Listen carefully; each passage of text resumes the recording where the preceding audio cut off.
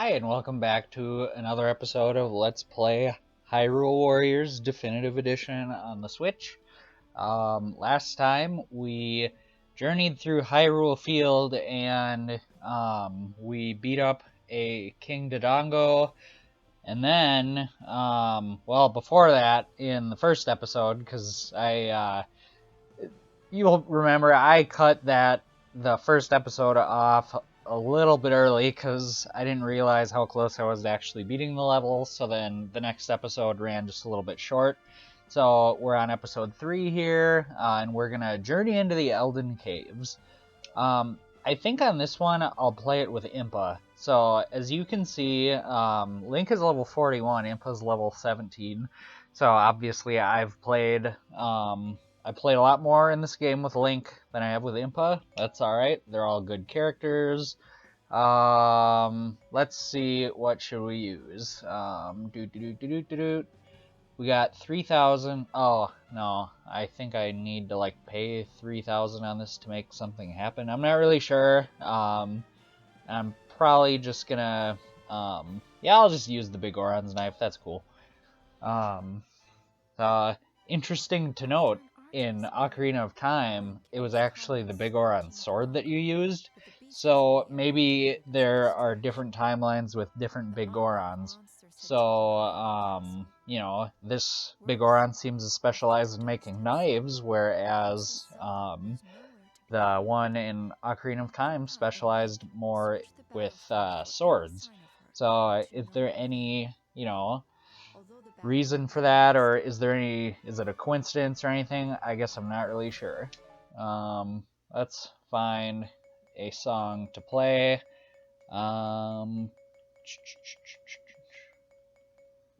What should we listen to?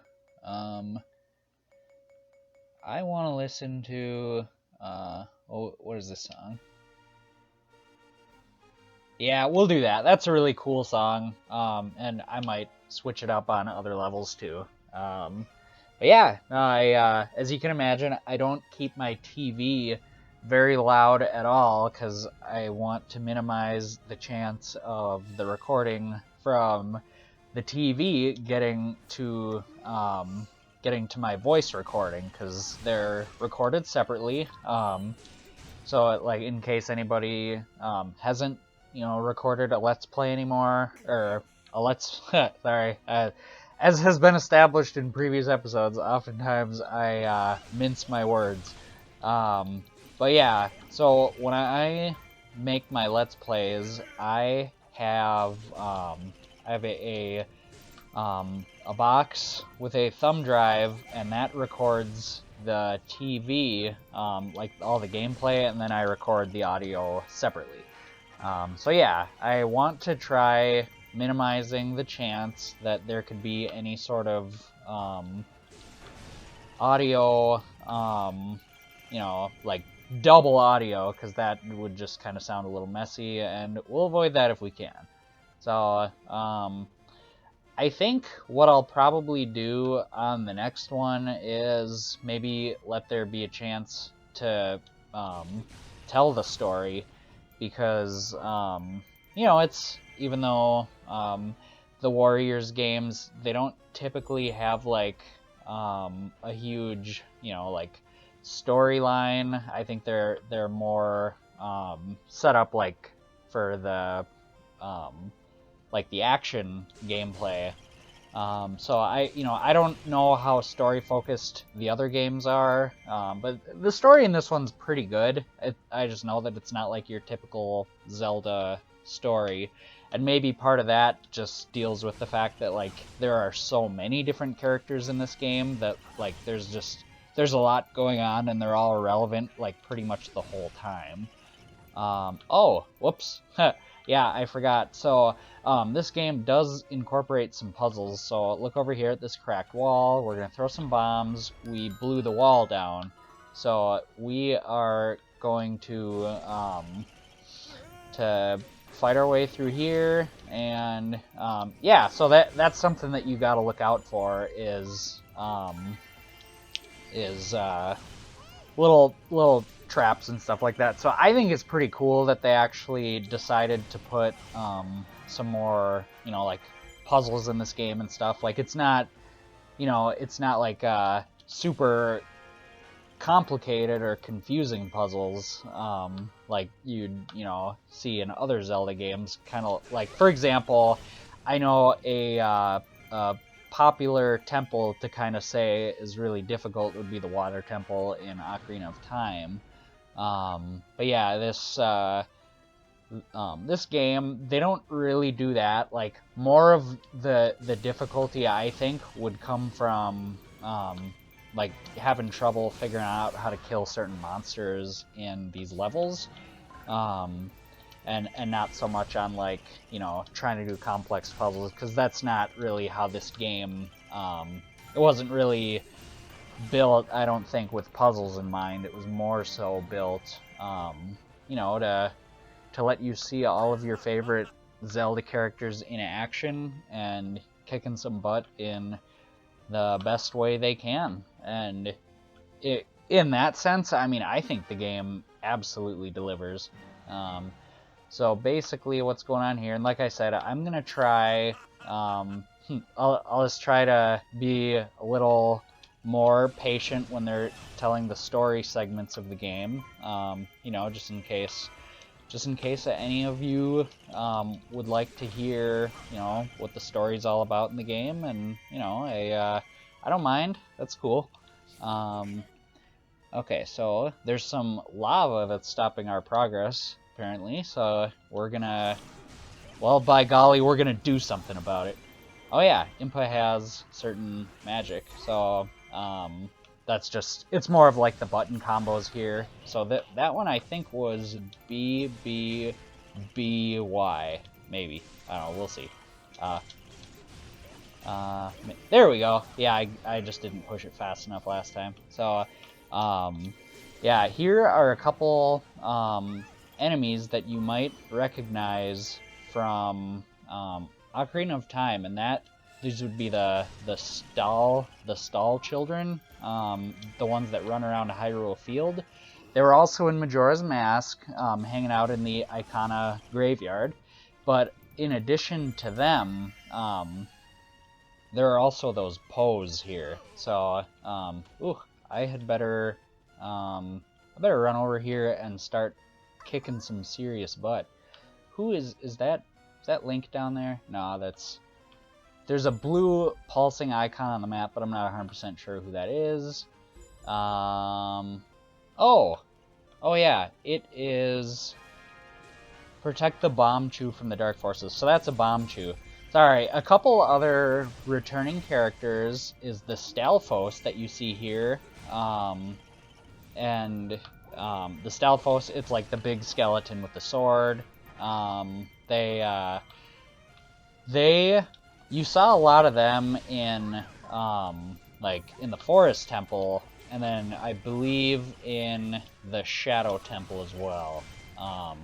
So they're pretty popular to fight, you know, in like the dungeons as an adult when you're playing as adult Link.